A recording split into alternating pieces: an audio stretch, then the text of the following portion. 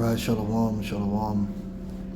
First, I'd like to give all praises unto Yahweh, Ba'ashem Yahushai, Waharaka Kodash, and double honors unto the apostles and elders of Great Millstone. I want to see brothers out there in the highways and the byways teaching His word in all sincerity and in truth. And if you see here on the blue letter, they entitle this chapter "The Believer's Rest," and that's what we're looking for. We're looking for that rest that the scriptures speak of. All right, the kingdom of heaven. All right, and as far as you can go in this kingdom and in this world is nothing compared to the kingdom of heaven. This is hell. There's just different levels to it, but it's still hell, especially if you're an Israelite. Yeah, there's Israelites that you can make money, you could get gal. There's pleasures in this world. There's things you can get in this world, especially through wickedness. All right, but it's not going to last, and it's always corrupted. It's always tainted. All right, it's just hell, and it's difficult to understand that. But if you go into the scriptures and you understand the truth of the rest that the Lord has promised, that's when you realize that this thing that we're going through right now is just hell. So why embrace it to the point where you seek it instead of seeking unto the rest which is written? It makes no sense to be so invested in hell to jeopardize your place in heaven, so to speak, because you think hell's so great when it's not. So let's read this. It's Hebrews 4:1. It says, "Let us therefore fear, lest the promise being left us of entering into his rest, any of you should seem to come short of it." All right, why come short of the promise of this rest, which is true rest for hell, for this place which is cursed?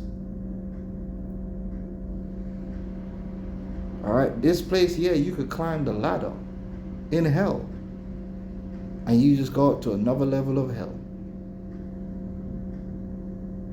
Because there's levels to hell, but it's still hell for us. It's still a curse. And you think, if you just climb high enough in this hell, then everything's gonna be all right. You're gonna receive rest. It don't work like that, man. It really don't work like that. So it's better to, you gotta survive in this world, and you do the best you can, and you make the best out of your circumstances. However, you don't jeopardize your faith. This world and these demons, they try and convince you that there's a way to turn this curse into a blessing, to turn this hell into heaven. And that's why people are so invested in it. They're invested in politics on one side of another, because they truly believe that through this politics game, they can transcend this hell. So some of our people think Trump gonna do it. Some of them want Biden back, and it's like, you don't get it, man. All right, this ain't where it's at, and it never has been. All right, the rest which is promised to us isn't here. It's with Yahweh Shai. It's not with this world, man. It says, "For unto us was the gospel preached." All right. Now, this world doesn't really give validity to the gospel. That's why these people are so invested in the things of the world, because they're looking to climb up some other way. They're looking for another way to enter into the pasture, but there ain't no other way. All right. For unto us was the gospel preached as well as unto them. But the word preached did not profit them, not mixed with faith in them that heard it. So you have to believe in the promise. You have to believe in the power. And that's really what it comes down to. You have to believe in the power of him that promised it. You got people that will put more faith in the words of man and invest in the words of man before they invest in the word of the Most High. The words of man means more, holds more weight to them than the words of the Most High. You know, that's a real thing, and you see it every day. And you got guys that they come into this truth, and ultimately, yeah, the reason why they fluff out is because they don't really believe. They believe more in the world, and eventually, if that's the case, that's where they're gonna end up. They're gonna follow that path.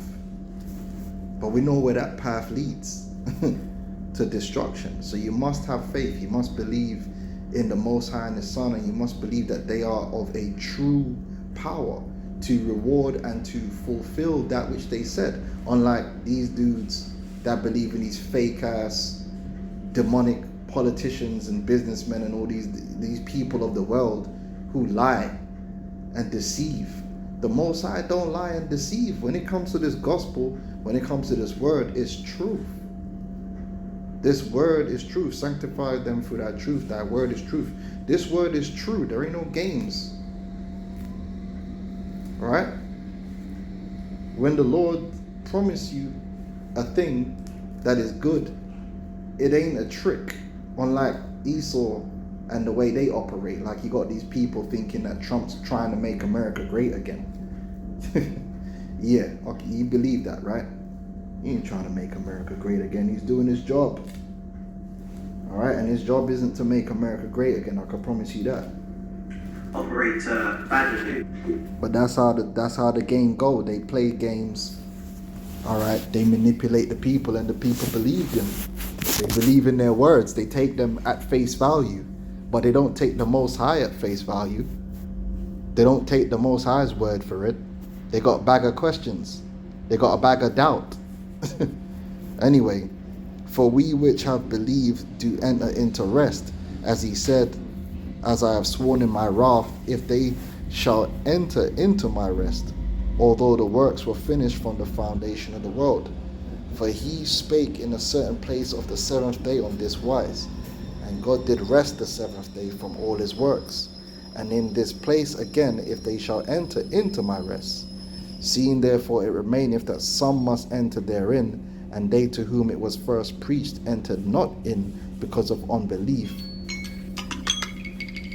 Again, he limiteth a certain day, saying in David, today after so long a time, as it is said, today if ye will hear his voice, harden not your hearts.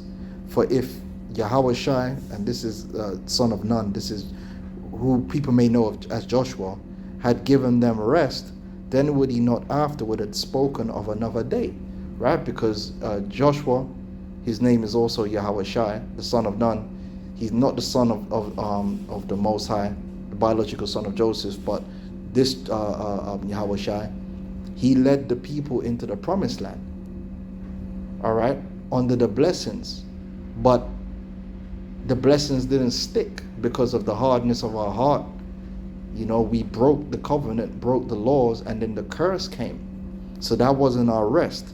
The rest that the Lord's gonna bring is an eternal rest, incorruptible, all right? World without end. It says, there remaineth therefore a rest to the people of God, right? So this is only pertaining to the Israelites. For he that is entered into his rest, he also have ceased from his own works, as God did from his. Let us labor therefore to enter that rest, lest any man fall after the same example of unbelief.